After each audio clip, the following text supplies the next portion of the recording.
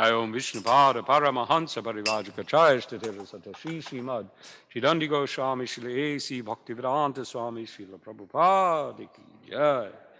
Jayom Vishnupada Paramahansa Parivajikacharya Statira Sata Shri Srimad Shri Goswami Srila Bhakti Siddhanta Saraswati Thakur Srila Prabhupada Ki Jai.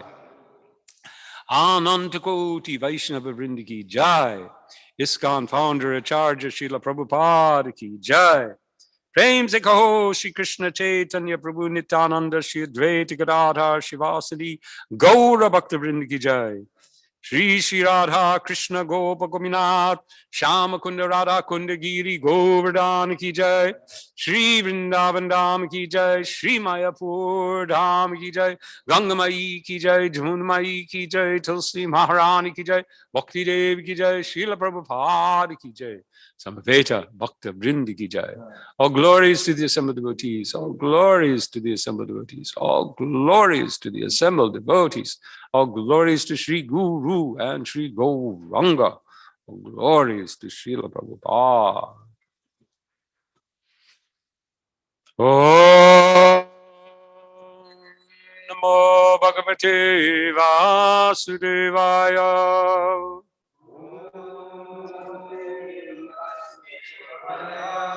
Om Namo Bhagavate Vasudevaya.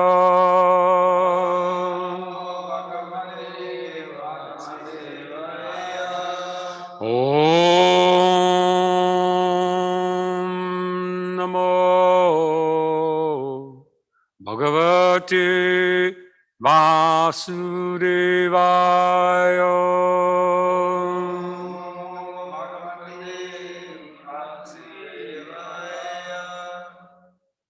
Hare Krishna. We're continuing Srimad Bhagavatam, first canto, third canto, chapter 11, correct? And we're going to read, there's actually, I was told to cover 3 verses today, beginning with 19, and then 20 and 21. So which one do you have 19 on the board? We will go all the way to 21. So I suppose we should chant responsively 21. And I will just read 19 and 20. So this is text 19.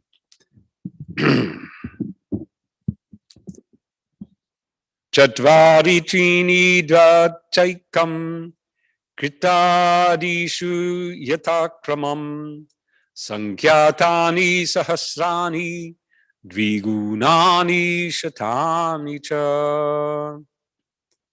Translation. The duration of the Satya millennium equals 4,800 years of the years of the demigods. The duration of the Treta millennium equals 3,600 years of the demigods. The duration of the Dwapara millennium equals 2,400 years, and that of the Kali millennium is 1,200 years of the demigods. Report. As aforementioned, 1 year of the demigods is equal to 360 years of the human beings. The duration of the Satya Yuga is therefore 4,800 times 360, or 1,728,000 years. The duration of the Treta Yuga is 3,600 times 360, or 1,296,000 years. The duration of the Dvapara Yuga is 2,400 times 360, or 864,000 years. And the last, the Kali Yuga, is 1,200 times 360, or 432,000 years. Text 20. Sandhya Sanyam Sayorantar Yakala Shatasankyayo Tameva Huryugam Tajya Yatra Dharmo Vidiyate. Translation. The transitional periods before and after every millennium, which are a few hundred years as aforementioned, are known as Yuga Sandhyas, or the conjunctions of two millenniums, according to the expert astronomers. In those periods, all kinds of religious activities are performed. So then we'll go to 21, which we can chant responsibly. Dharmascha stupan manujan krite samanuvartate saevanyeshva dharmena vyeti padena vartata. Dharmascha stuspanam manujan krite samanuvartate saevanyeshva dharmena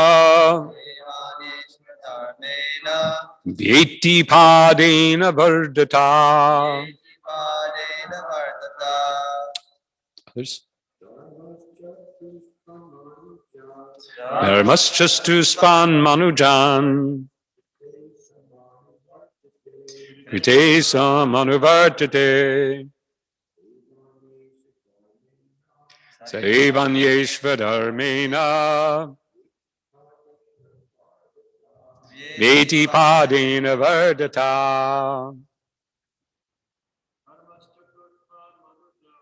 Dharmascha stuspan manujan krite samanuvartate saevanyeshva dharmena vyeti padena vardata. Ladies? Dharmascha stuspan manujan krite samanuvartate saevanyeshva dharmena vyeti padena vartata. Dharmaha, religion. Chatupat, complete four dimensions. Manujan, mankind. Krite, in the Satya Yuga. Samanuvartate, properly maintained. Saha, that.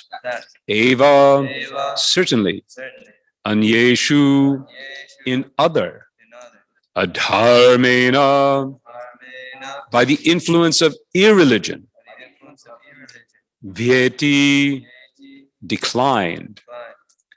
Padena, by one part. Vardata, gradually increasing proportionately. Translation and purport by His Divine Grace, A.C. Bhaktivedanta Swami, Srila Prabhupada.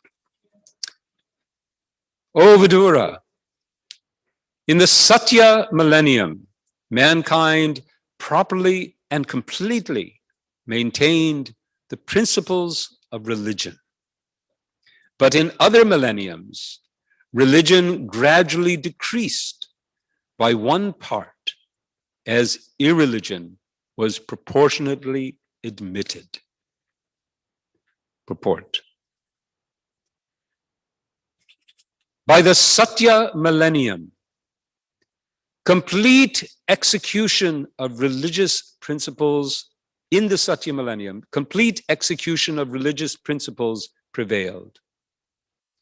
Gradually, the principles of religion decreased by one part in each of the subsequent millenniums. In other words, at present, There is one part religion and three parts irreligion. Therefore, people in this age are not very happy. Om Agyana Timirandasya Gyananjana Shalakaya Chakshumilitam Jena Tasmai Shri Gurave Namaha Mukam Karoti Vachalam Pangandak Gayate Giri Kripa Tamaham Vande Shri Guru Dinatari Paramananda Mahara Shri Chita. So time has been expanding in this chapter from the smallest to progressively larger and larger sections of time. And now we are in the calculation of time based on the ages, the yugas. Now the yugas are not equally divided, as we learn in the first verse of today. Rather, each one is proportionately less. So we start with the Satya Yuga, and let's go back and see just the calculation. Give me a second here. So we start with Satya, which is 4,800 years of the demigods. And then Treta was just 3,600. So the basic unit is 1,200. So we have 4 times 1,200 is the Satya Yuga. 3 times 1,200 is Treta. 2 times 1,200 is Dwapara. And 1 times 1,200 is Kali. Therefore, Satya, then Treta. Treta 3 times, and Dwapara 2 times, and Kali 1 time. So it's not like our division of, sometimes we compare the yugas to the seasons of our world, which are more or less equally divided. We have, depending on whether you're here in the West or in India there's 6, and they're each about 2 months, and here we have 4, and they're each about 3 months. But the yugas are not equal. One is 4 times, then 3 times, then 2 times, and 1 time, like a big funnel coming down. A pie, a slice. The big part of the slice is up at the top, and then it goes down to the and it keeps reducing. And things reduce. As the stretch of time reduces, is reducing, from this 4,800 years of demigod, which are 1,200 years of, so this huge stretch of time. The duration of life is also larger. And gradually the length of the yuga reduces, the length of human life reduces, and religion reduces. Dharma reduces. In the Satya Yuga, we can hear from Srila Prabhupada. Let me just get to this if I can.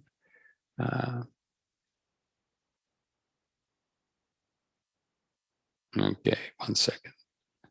I think it's...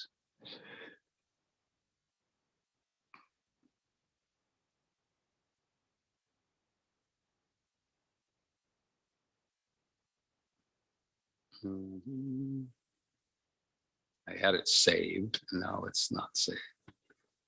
Okay. All right. This is Srimad Bhagavatam 1st canto 17:24.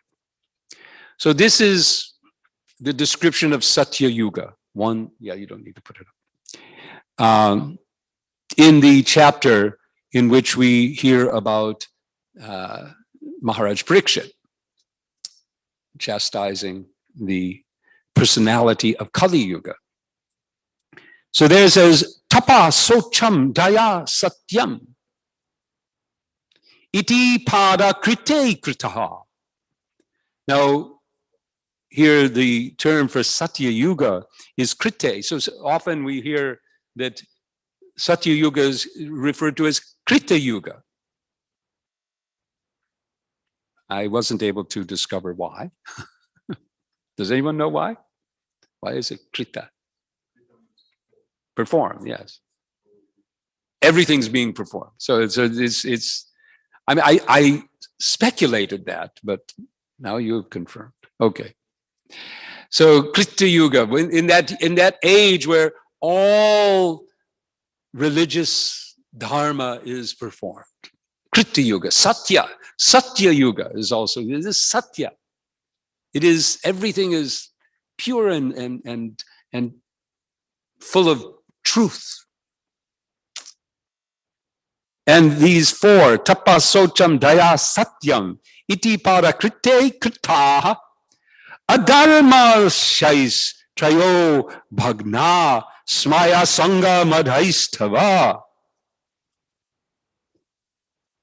In the age of Satya, truthfulness, your four legs were established by the four principles of austerity, cleanliness, mercy, and truthfulness.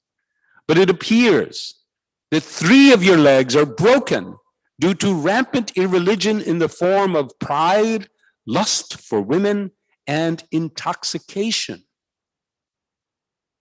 So in this purport, Srila Prabhupada, I'm going to read the whole thing. Srila Prabhupada describes a bit about what this age of Satya was. These four principles of advanced civilization were remarkable features in the age of Satya. In that age, every human being was practically a qualified Brahman of the highest order, and in the social orders of life, they were all Paramahansas, or the topmost in the renounced order. By cultural standing, the human beings were not at all subjected to the deluding energy. Such strong men of character were competent enough to get away from the clutches of Maya. But gradually, as the basic principles of Brahminical culture, namely austerity, cleanliness, mercy, and truthfulness, became curtailed by proportionate development of pride, attachment for women, and intoxication, the path of salvation or the path of transcendental bliss retreated far, far away from human society. So here we see the state of the Satya Yuga, wherein all the four pillars, the legs, the principles of Dharma are maintained completely. And with each age, they proportionately decrease. So in the Treta Yuga, pride begins to take prominence and reduce austerity. So austerity in the age of Satya, the humanity was capable of complete austerity to the extent of meditating for hundreds, thousands of years. Austerity, control, being able to put the long term, the ultimate goal in front and reduce or detach from immediate pleasure and enjoyment. To be able to resist the temptations of sense enjoyment in this world and to put them aside for the goal of spiritual perfection. So the residents of the Satya Yuga, being fully competent in all of the principles, all the pillars of religion, beginning with austerity, cleanliness, mercy, and truthfulness, they could meditate. My system has not, I've got to figure out how to get back to what I say, but basically I was looking at, what did they meditate on? So Prabhupada describes that they meditated on the Maha Mantra. But which Maha Mantra? Prabhupada describes that Om is Maha Mantra and Hare Krishna is Maha Mantra. So it appears that the residents of the inhabitants or the people of Satya Yuga would meditate on Omkara, on Krishna, in Pranava Omkara, the essential manifestation of Krishna in sound, but not so personal. So the question comes, what do they achieve by their meditation? Where do they go? That is a subject for others to research. I sometimes think that researching the Satya Yuga and what was it like? And there's little hints here and there about what Satya Yuga was like. I mean, here we have that Satya that there was one order. There wasn't because Dhruva Maharaj lived in the Satya Yuga. So anyway, there are a number of different aspects of Satya Yuga that are not so easy to understand. I also remember hearing from someone that there was no agriculture in Satya Yuga because the austerity and the cleanliness and the Sattvic quality, the Brahminical quality of the residents simply meant that the earth produced everything without needing to till. So as the ages progress, the duration of life begins to reduce and the irreligious, the counter of the principles of religion begin to arise. So in the Dwapara Yuga, because austerity is now reduced, the residents are instructed to perform yajna. Through yajna, they can obtain their needs and their necessities and enjoy the material world to a certain extent. And as the ages progress, we find that pride begins to arise, cleanliness, reducing austerity, then cleanliness begins to reduce, and kindness begins to reduce with the violence. If we look at the Dwapara Yuga, we find there's a lot of fighting going on in Dwapara Yuga. There's battles. There's the Battle of Kurukshetra. There's all kinds of wars and fighting going on. Violence increases. And then finally, we come to the age of Kali. So we've found that austerity is reduced, cleanliness is reduced, mercy is reduced. Practically speaking, according to the verse that we were just reading, the Dharma, which is in the form of a bull, has lost her three legs. She's standing on one leg. He is standing on one leg only. That is truthfulness. But even truthfulness, which remains to some extent in the Kali Yuga, and that was an interesting thing to contemplate. How is truthfulness remaining in the Kali Yuga? Yes, we can see there's no austerity. People Why be austere? Of course, we're forced to be austere. And some people do have some sense of the long term, and so they will undergo some sacrifice in order to achieve some ultimate benefit. But what is their goal? Nice retirement and sense gratification. The goal is certainly not to continue austerity. It's austere as far as I have to be in order to get to the non-austere.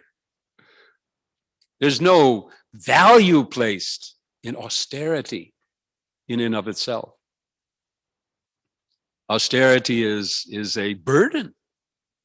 To be austere means that you're either poor or you're kind of weird, some sort of weird person who just punishes themselves, masochistic in some way, live austerely. No one wants it. We accept it for some purpose. And then cleanliness. Again, now austerity is noted to be reduced. The ability to be austere is countered by pride. So how does that work? So when we feel proud of our capacity, our ability to lord it over this world, then the inclination towards austerity becomes less and less. Why be austere? What purpose is there? If I am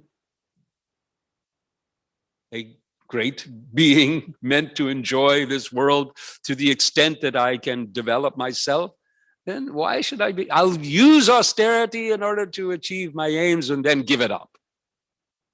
And out of pride of being the controller, being the enjoyer of this world.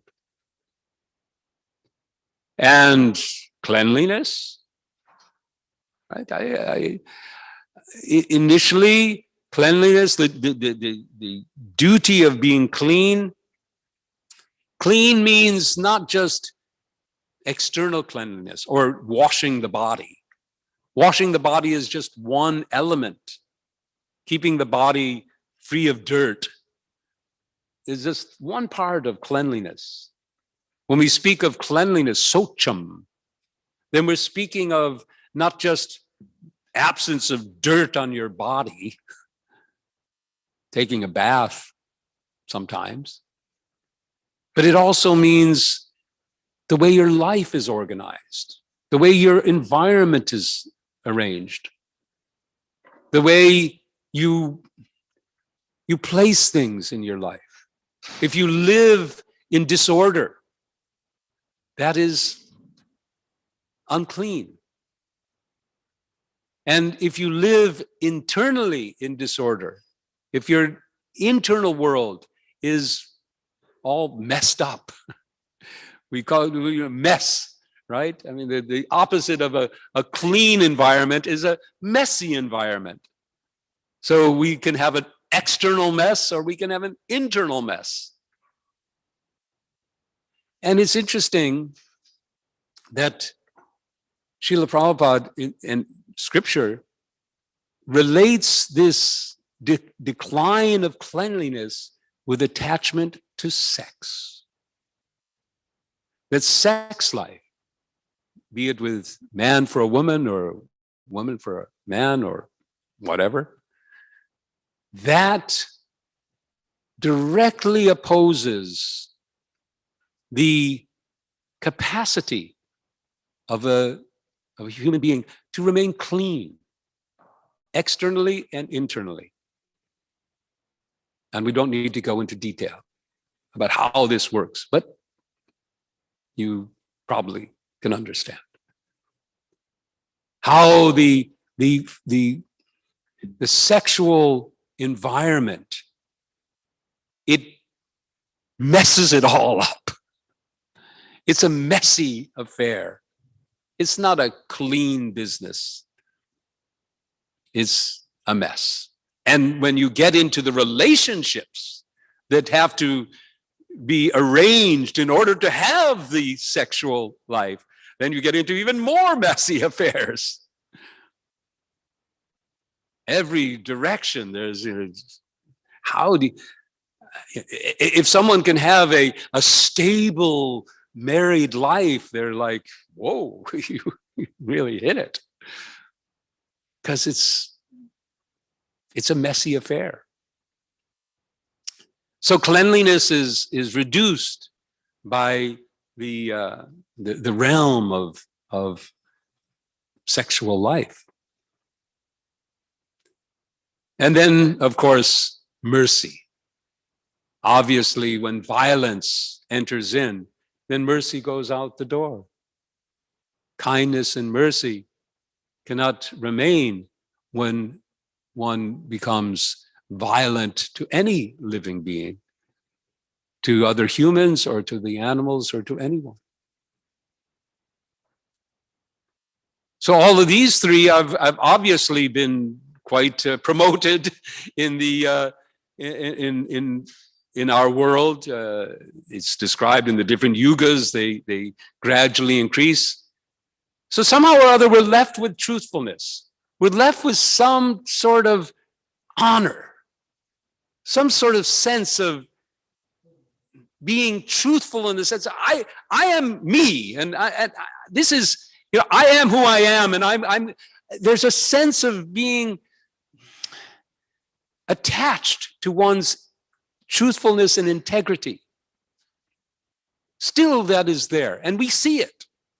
We see it in the world today, that people, although the rest of it has gone out of the window, austerity, forget it. Well, what would you need with that? Cleanliness, to the extent that it keeps me healthy and maybe a little balanced. All right, I'll take a little cleanliness.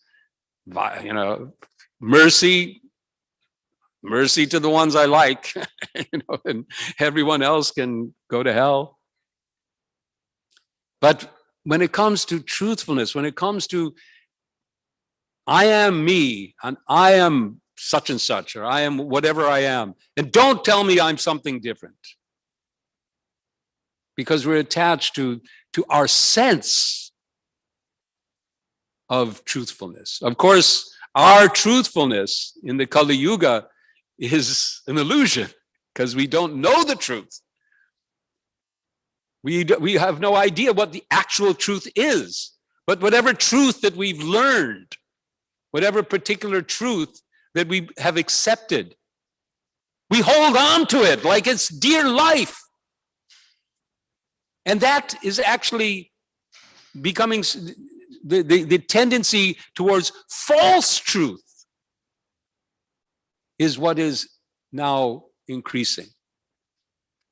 We're attached to truth. We want the truth. I want to know who I am. I want to know what's real, but now, in today's world, the tendency is, okay, I figured it out, and everyone else is wrong. I have the truth, and no one else is right. Or at least no one outside of my tribe who agrees with me. And in this way, people are dividing themselves in various realms of so-called truth. And then we have each side accusing the other of fake news, conspiracies. This is the characteristic of Kali Yuga. Truth remains. The principle of the attachment to truth is there.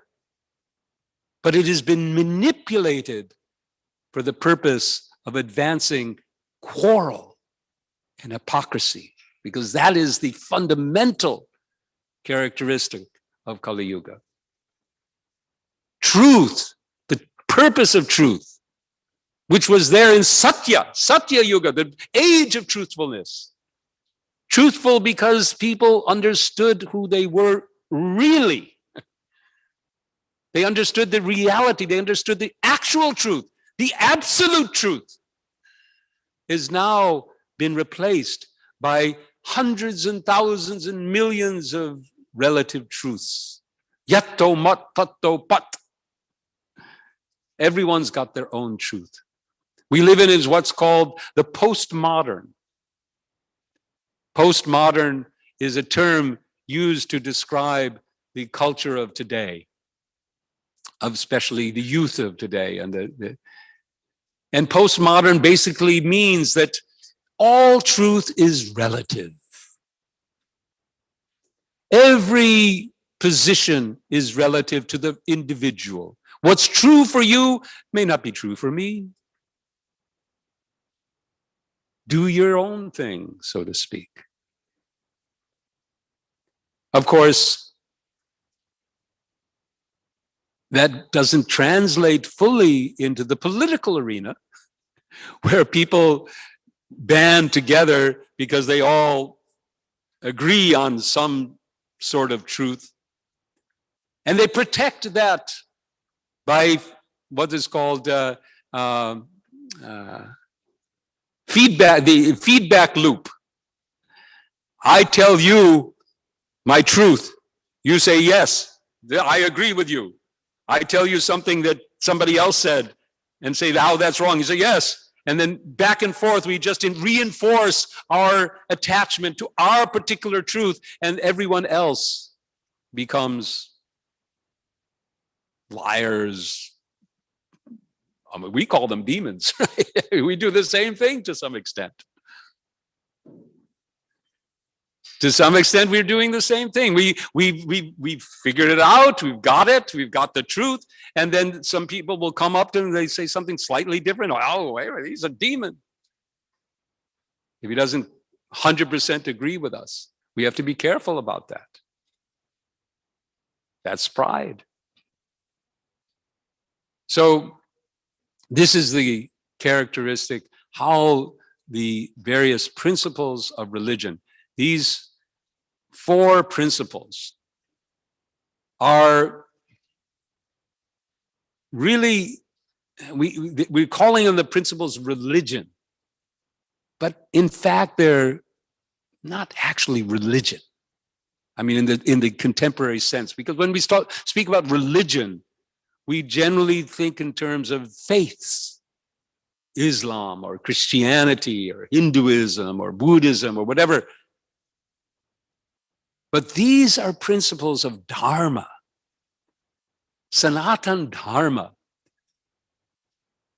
A better, perhaps more appropriate for our discussion is to translate Dharma as duty. What is our actual duty in life as human beings? And these 4 duties, to be austere is a duty for a human being. To be clean is a duty. To be merciful is a duty. And to be truthful is a duty. Now, coming back, in today's age, we do find that people feel a duty to be truthful. To lie is still considered to be really not good. People feel a duty. Of course, they, modify that with their self-interest, and it's not, you can give up your duty if it for a higher duty. So, meaning sense gratification. But still that sense of duty, but a duty to be austere? We need to get that back because our planet is being destroyed by not feeling the duty of austerity. Our planet is being destroyed by not feeling a duty to be merciful and kind to others. So to re-establish the sense of these principles as being the duties of human beings. This is our movement. Our movement, which Srila Prabhupada describes, could bring back the Satya Yuga. We could bring back an age of truthfulness in all levels. We could bring back an age in which these principles of austerity and cleanliness and mercy and truthfulness were accepted by society as the primary duties in life. How will we do this? We have to wake people up. We have to wake them up to their situation. We have to call them out of their miserable life. Along with the reduction of the length of the yuga, the length of the life, the engagement in principles of dharma, there is a proportionate increase in the miseries of life. Life in the Satya Yuga was very happy. And it gets more and more miserable. Now we have the Kali Yuga, the most miserable age of the universe. And we have to wake people up. You are miserable. Why are you miserable? Come out. Take this mantra, Hare Krishna, Krishna Krishna, Hare Hare, Hare Ram, Ram Ram, Hare Hare. Wake up. Find your way out of this dilemma and bring back a golden age. We can do it. Who was it? Maybe it was you, Ramroy, was saying the other day that our golden age began with the 500th anniversary of Mahaprabhu.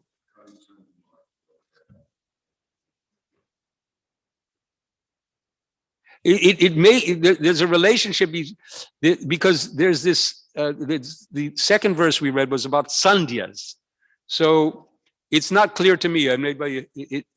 There's a few hundred years, but are they a few hundred years of the demigods? Or are they a few hundred years of, I think they're like a few hundred years, maybe 200 years of the demigods, which would mean 2,400 years of our time.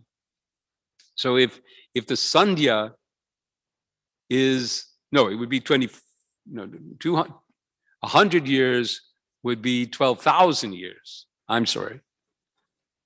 Anyway, it doesn't work out to me. Where are we? Are we in the sandhya of the ages, or are we in the right into it? You know?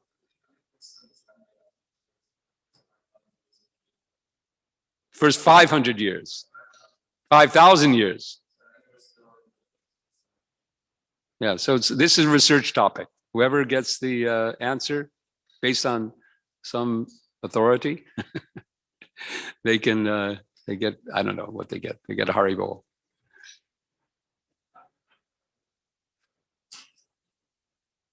I can give them a Haribol.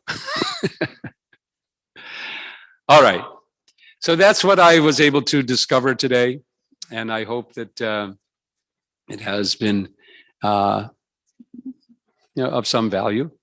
And if there are any questions or comments about the topic of the yugas and Satya and the principles of religion, then please chime in.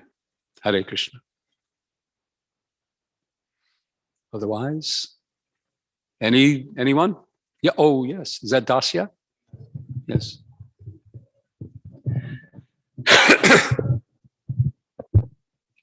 I'm wondering, what's the impetus for going back to Godhead in the Satya Yuga, if everything is so nice?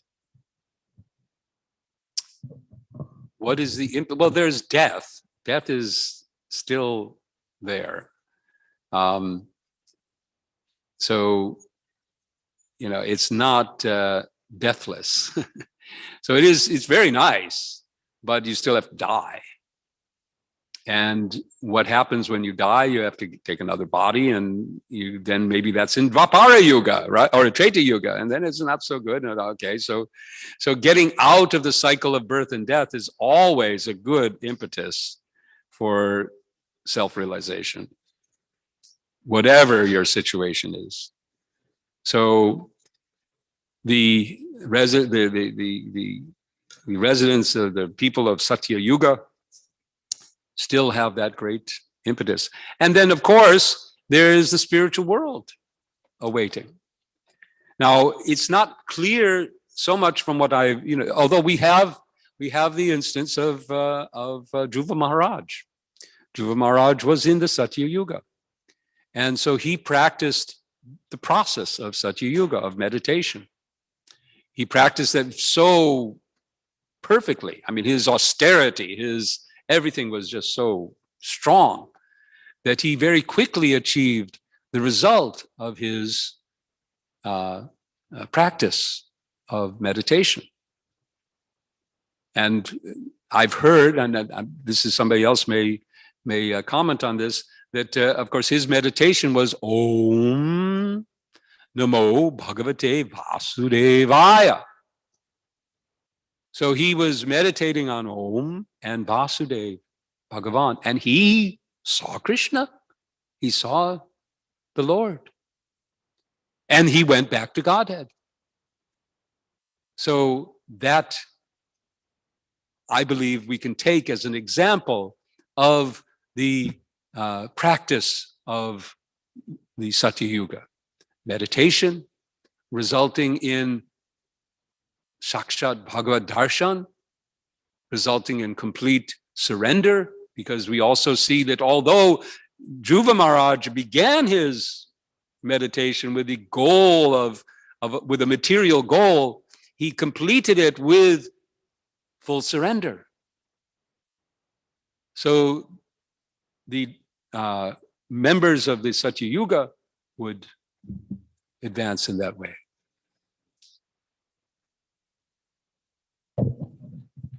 Pastime of the marriage of Kardama Muni. The appearance of Kapila Dev was in the Satya Yuga.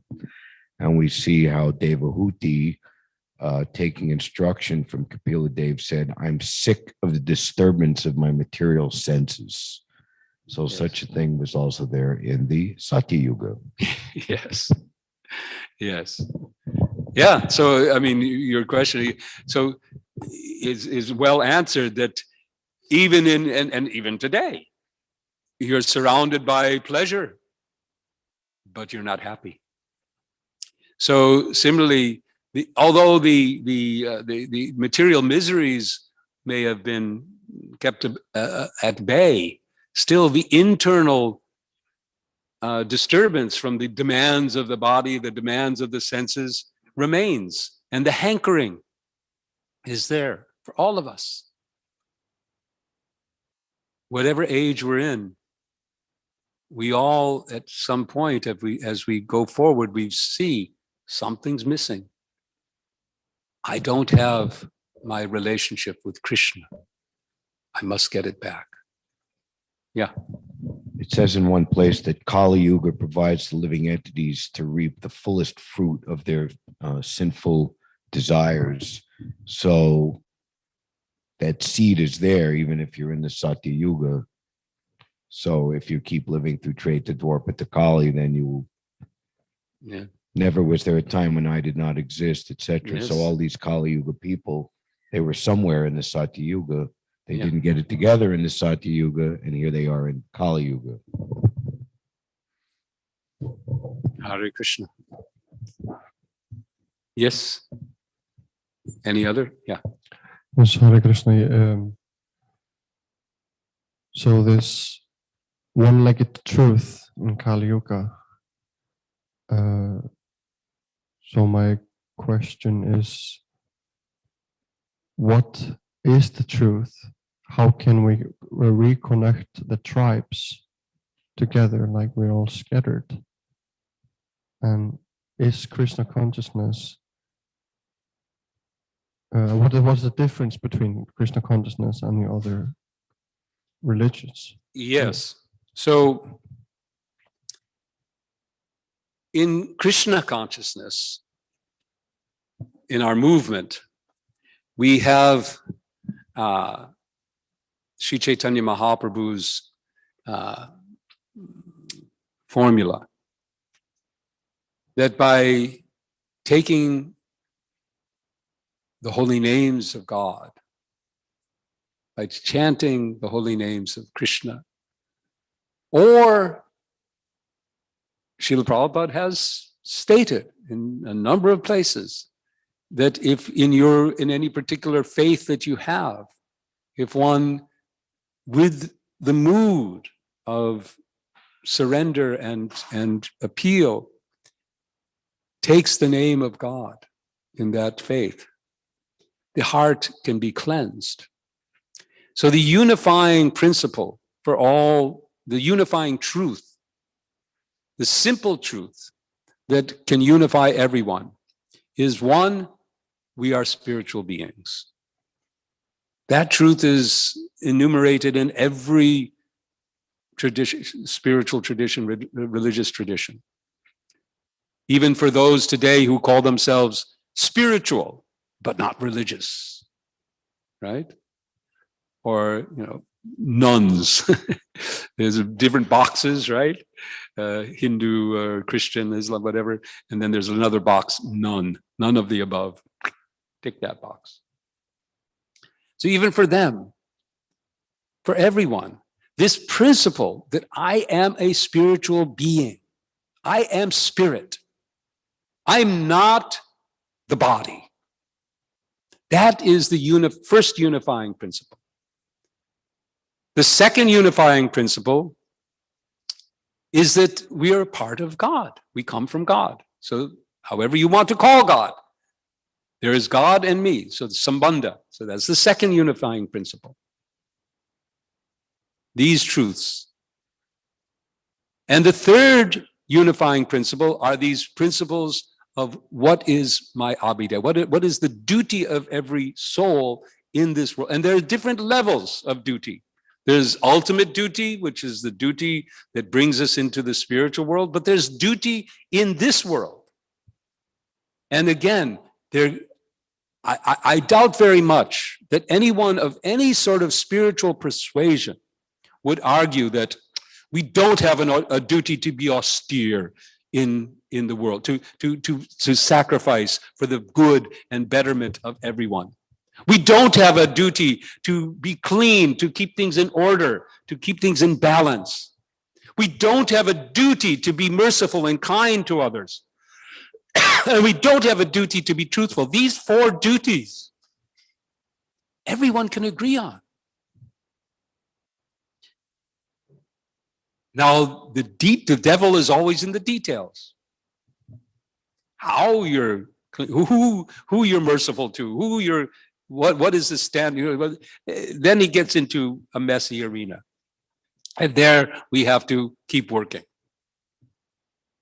But if we can establish these unifying principles, we have made a great step. And the additional principle or process of singing and chanting the holy names of God, that will bring it all back into order. That will, like it does for us. We've seen it. In our own society, we have disagreements. What is truth? Isn't it? I mean, maybe you haven't associated enough with, I've been around this movement for 50 years, and I've seen a lot of different opinions on things. And sometimes it gets pretty strong. But I've seen the same people who were like at each other with, this is what Prabhupada means by this. No, this is what Prabhupada means. And this arguing like that. And I see that we come into the temple and we have kirtan and everyone's dancing and chanting and happy. So kirtan brings us together. That will bring us, and that will reveal to us.